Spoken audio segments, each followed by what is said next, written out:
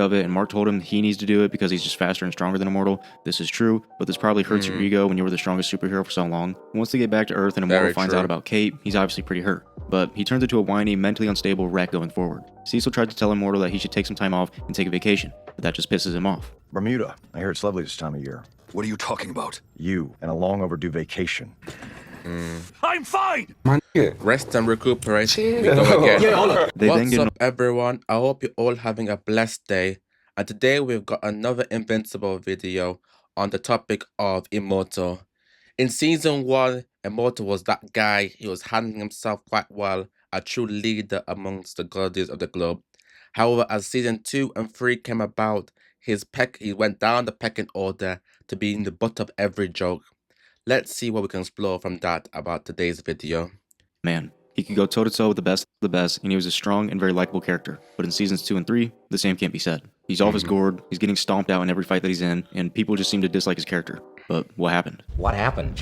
Balls dropped off? That's a great question. How did he fall What off so happened? bad? We first see the Immortal in the very first episode of Invincible. He's the leader of the Guardians of the Globe, the most powerful superhero team on Earth. They come in hot, and Immortal is cool, calm, collected, and a good leader. He instructs the team what to do and takes charge of the situation. He's able to duke it out with one of the Mauler twins right here and actually win the exchange. A little after this, he's able to save some of these guards and absolutely bodies one of the twins yet again. He's able to throw all of the guards up into the air for Omniman to swing by and catch them. And as he does this, he continues to just wipe the floor with the Mauler twin, all while watching the guards making sure they all get picked up by Omniman. This is prime time Immortal right here. This is that Conor McGregor versus Eddie Alvarez type of shit going on right here. Immortal's dialed in, he's in a flow state, and this is just peak Immortal. Later on, after this, we see him deal with that knockoff Vulture guy. He tells Immortal he's about to blow the whole city up, and while he's giving his evil monologue, Immortal just grabs him and launches him up into space like it's nothing. When in doubt, throw them into space. It brings a tear to my eye, seeing someone actually stop the bad guy before they give their drawn-out speech. But yeah, another Immortal dub right here. He's on the top of his game. We then get the fight between the Guardians and Omniman. With Red Rush making his expert decision of trying to punch Omniman and getting murked in the process, there wasn't really much for the team to do, but even still, Immortal didn't just get punked. He landed some good juicers to Omniman's lips, and War Woman and him were straight up jumping him.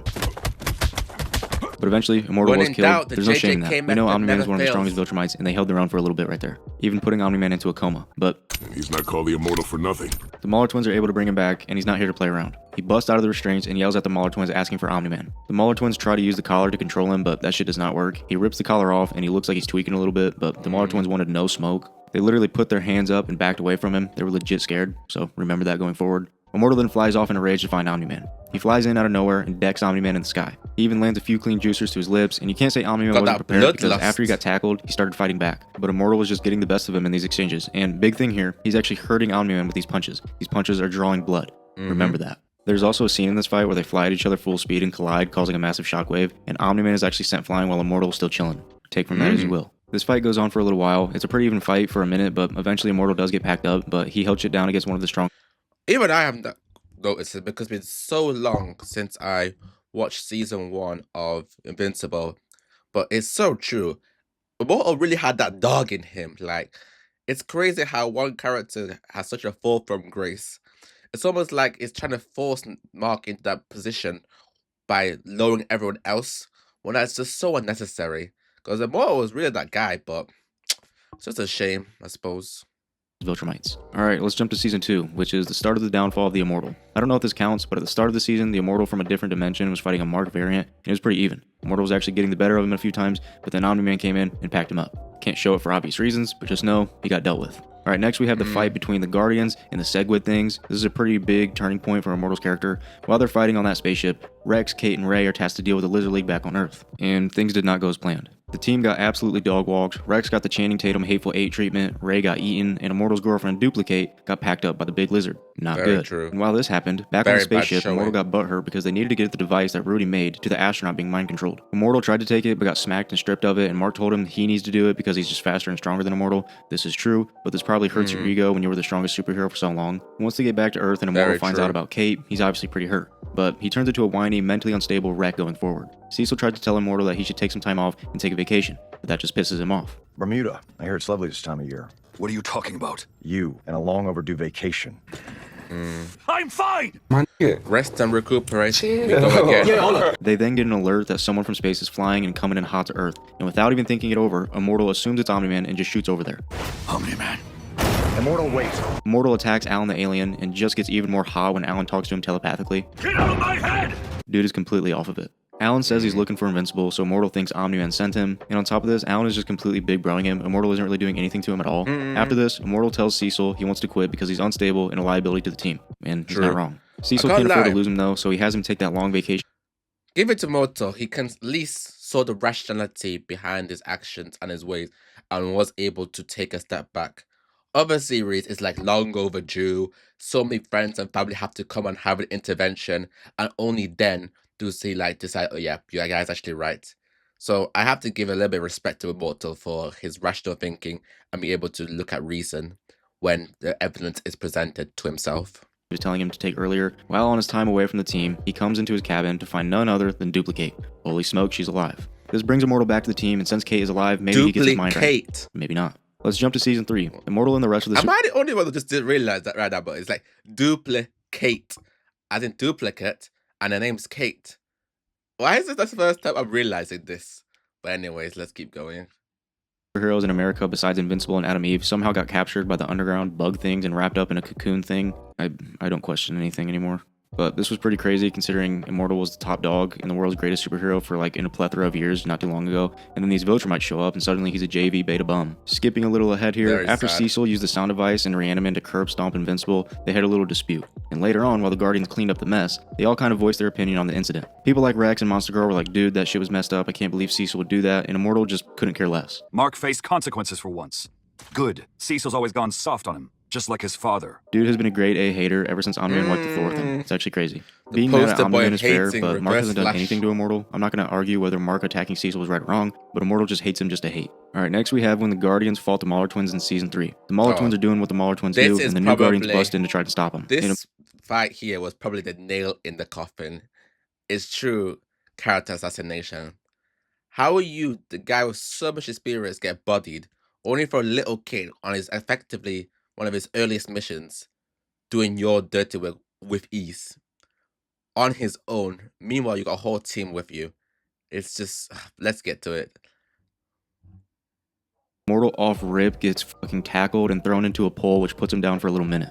Just look at him. That pole hurt him more than any fight he's ever been in. This is just pathetic. Immortal It's eventually gets up terrible. and continues fighting. He lands a nice juicer right here and starts working one of the Maulers, but eventually he gets put down with a nervous system gun. So all in all, he pretty much did nothing. Nightwing was doing significantly more than him, which is crazy. This was once the strongest superhero on Earth. In episode 4, Mark takes a trip to the future with the time-traveling twins. They tell him that there's this king on Earth that has been killing millions and he needs to be stopped, but no one has been strong enough to take him down, so they need Invincible's help. They get to the future, get captured, and Invincible finds the king. Turns out, this terrible king who's been killing millions is actually Immortal from the future. He has just completely lost it. He's off his gourd and just completely bonkers. Immortal gives us the scoop on how this happened, so basically, Mark apparently left Earth with his family and left Immortal in charge. This was too much for Immortal, he couldn't handle it, and eventually went crazy. He started killing millions and enslaving people just to get Invincible back so that he could kill him and end his suffering. This man has completely lost it.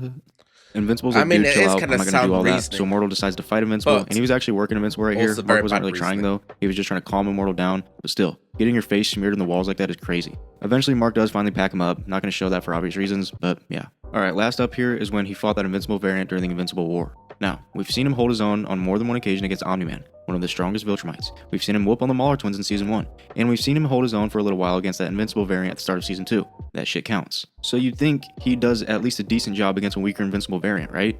Not really. Wow. They fly at each other, and he hits him in the lips right here, which sends him flying, but this variant doesn't seem phased whatsoever. Immortal flies in and literally gets tossed with one hand. Like, look at this. Akido. That's embarrassing. Immortal's able to tackle him and start landing some good shots up against the wall, and these do absolutely nothing to him. Keep in mind, Immortal is angry while this happens, so if you think maybe he's only strong when he's angry, well, that must not be true.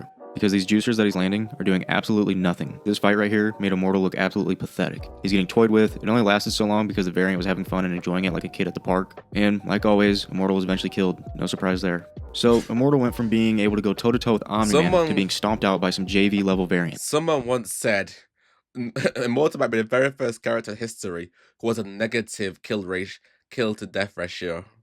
It's ridiculous. The Immortal Falloff is absolutely ludicrous. I don't know why or how he's gotten so much weaker since Season 1. He's pretty much just a joke character at this point. No one respects him. Anytime he's in a fight, I'm just thinking, wonder how long until he gets packed up. I give him 20 seconds, at best. It's understandable him losing to Omni-Man, but the Mauler Twins and a weaker Invincible variant is wild. Getting your lights put out by hitting a pole is absolutely obscene. But yeah, let me know your thoughts on this in the comments below, and also let me know what videos you guys want to see next. But that's all I have for you guys today, so I'll see you in the next one. Side note, before this video starts, I want to touch on some hilarious censorship between the original Japanese version versus what we got here in the English land of Canada. In the original script... Very, very interesting video there. But it is actually so true. Like, I guess the point was like, do the authors or the writers not know what to do with Immortal? Because he should be like right up there in terms of the strongest. As we've seen other characters who are not like Viltrumites are able to contend with Viltrumites in their own way.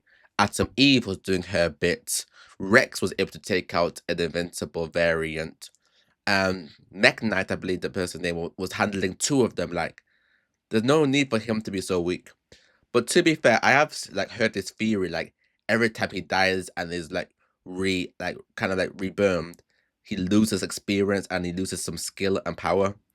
Don't know if that's confirmed or not, so just let me know down in the comments below. But that was the video for today. Let me know what you thought about it.